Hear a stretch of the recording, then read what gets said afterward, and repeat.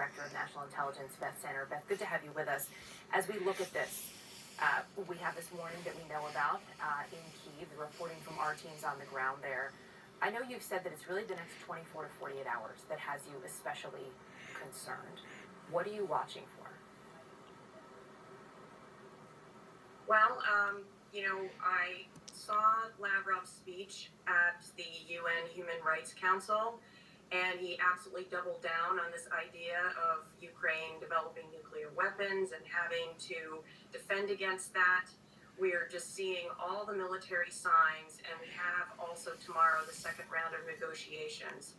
So it seems to me that, this is absolutely the doubling down in order to get Ukraine to capitulate.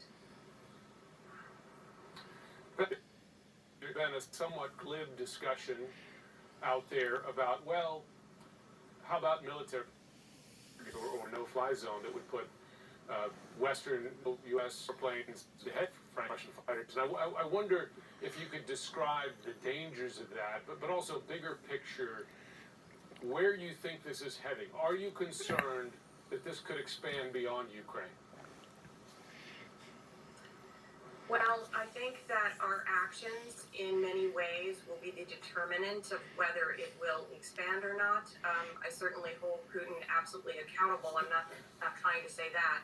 But what I am trying to say is that while we have to put everything we can into Ukraine to help the Ukrainian people, we also have to put our emotions aside as much as we can. And it's so hard watching your coverage, but we have to be very clear-headed about what the limits are in terms of what we want. And, if we go for a new no-fly zone, that literally means shooting Russian jets out of the sky. And given our arsenals, we quickly get into nuclear war. In terms of that, that question about nuclear war, as you said, we would quickly get into nuclear war. We have heard a number of people make the point in the last day or so that with Putin saying, he has his nuclear on high alert, he would in no way.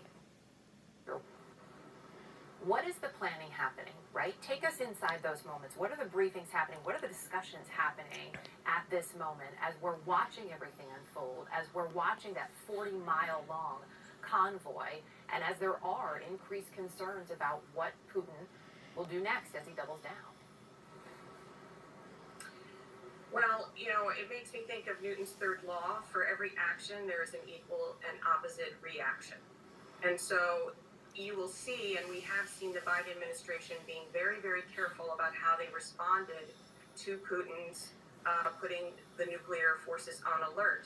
And they are noting that we have not actually seen any forces move. We haven't seen any bombers being filled with nuclear bombs. Okay, and we have not raised our level to DEFCON 3. So that was very wise because we're, right now, we have put Putin in a corner. We don't want to push him over the line. Oh, yeah. Okay, so that is daunting to describe those very real risks. In the more immediate term, we now have Russian forces doing what U.S. intelligence had indicated for weeks, that they are unleashing full force of the Russian military on multiple cities at once, intention to cut off those cities, including the capital, decapitate the leadership here, and take over the country. I'm told by U.S. officials that as this is happening, Russia is really willing and perhaps deliberately going to target civilians as part of the plan. Is that the way you see them exercising military power on the ground here? Yes, I do.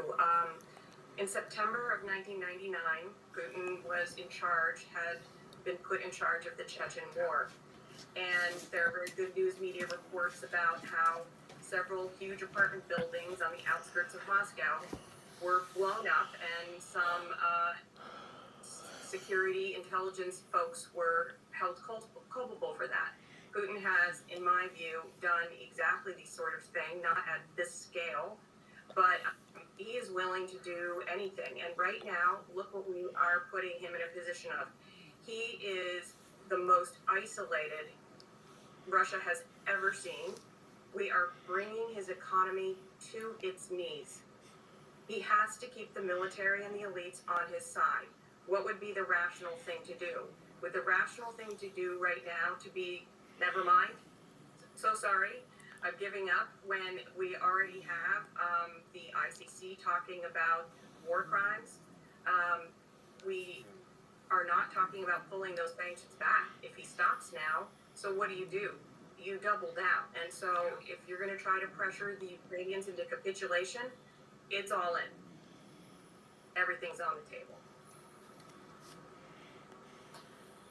We're seeing it happen before our eyes. Satellite images, social media images, news images, an invasion of a peaceful country. 2022. Beth Sander, thanks so much.